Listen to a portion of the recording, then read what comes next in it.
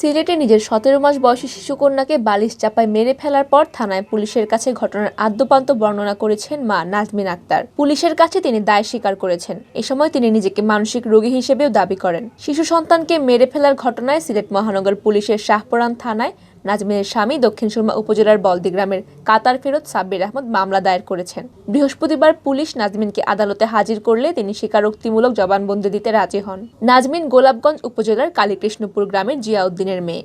স্বামীর সাথে বনিবনা না হওয়ায় তিনি সিলেট মহানগরীর মেজর টিলার নিপাবন আবাসিক এলাকার ৪৯ নম্বর বাসায় ভাড়া থাকতেন। তিনি একটি ইংলিশ মিডিয়াম স্কুলে শিক্ষকতা করতেন। পুলিশের কাছে নিজের শিশুকন্যাকে হত্যার দায় স্বীকার করে নাজমিন আক্তার বলেন, আমি কাউকে ফাঁসাবো না, আমার স্বামী সাব্বিরকেও ফাঁসাবো না। তাকে ফাঁসালেও সে অল্প শাস্তিতে পার পেয়ে যাবে।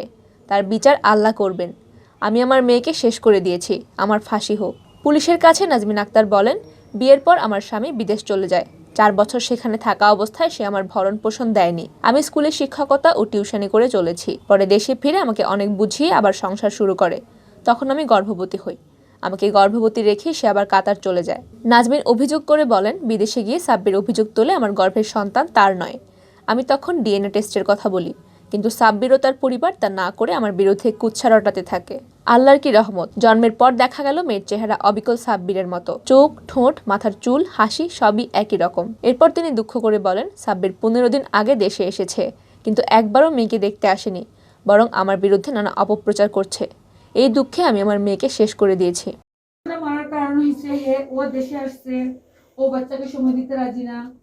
আমি তো শেষ, আমি তো নিজের ইনকামে নিজে চলি। আমার বাবা মার কাছ থেকে হাত পেতে আমাকে চলতে হয় না। কিন্তু একটা ইমোশনাল যে তুমি আসবে না আজকে, হ্যাঁ আমি আজকে আসতেছি, আসে নাই, কালকে আসবো না, না আসবো না, এরকম করে ৩-৪ দিন ৫ দিন পরে সে এসে একটু সময় বাচ্চাটাকে কুড়ে নিয়ে সিএনজি চালানো, আমি চলে যাই।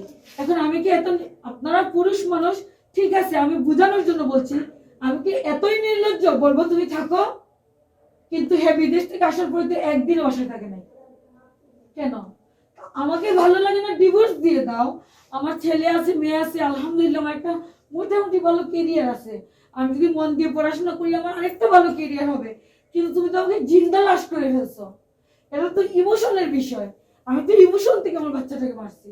যাই হোক, আল্লাহ জানে, আমার স্বামী নির্দোষ, আমার বাবা নির্দোষ, আমার বাড়িওয়ালা ভাবি নির্দোষ। আপনারা আমাকে শাস্তি দেন।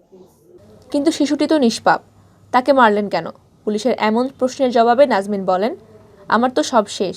আমার জীবন নষ্ট করে দিয়েছে সাব্বির। আমাকে জিন্দা লাশ করে ফেলেছে সে। তাই আমার মাথা কাজ করেনি। তার প্রতি ক্ষোভে কষ্টে মেয়েকে বালিশ চাপা দেই। আমি ইমোশন থেকে আমার বাচ্চাটাকে মেরে ফেলেছি। কোতোয়ালি থানার ভারপ্রাপ্ত কর্মকর্তা মোহাম্মদ আলী মাহমুদ বলেন, পারিবারিক কলহ থেকে এই হত্যার ঘটনা ঘটেছে বলে মনে করা হচ্ছে। শিশুটির মা নাজমিন মেয়েকে হত্যার কথা প্রাথমিকভাবে স্বীকার করেছেন।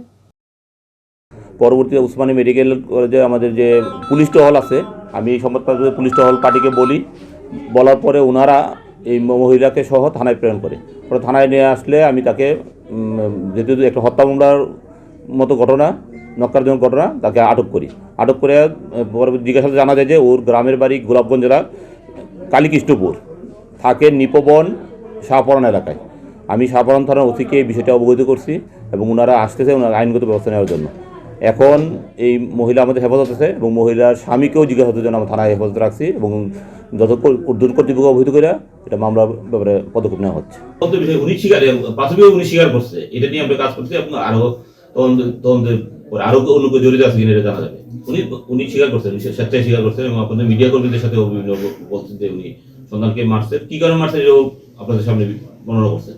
এদিকে নিজের সন্তানকে শেষ করে দেওয়ার ঘটনায় সাব্বির আহমদ শাহপরান থানায় নাজমিন আক্তারকে আসামি করে মামলা দায়ের করেন। ওই মামলায় গ্রেফতার দেখিয়ে পুলিশ বৃহস্পতিবার নাজমিন আক্তারকে আদালতে সোপর্দ করলে তিনি স্বীকারোক্তিমূলক জবানবন্দি দেওয়ার আগ্রহ প্রকাশ করেন।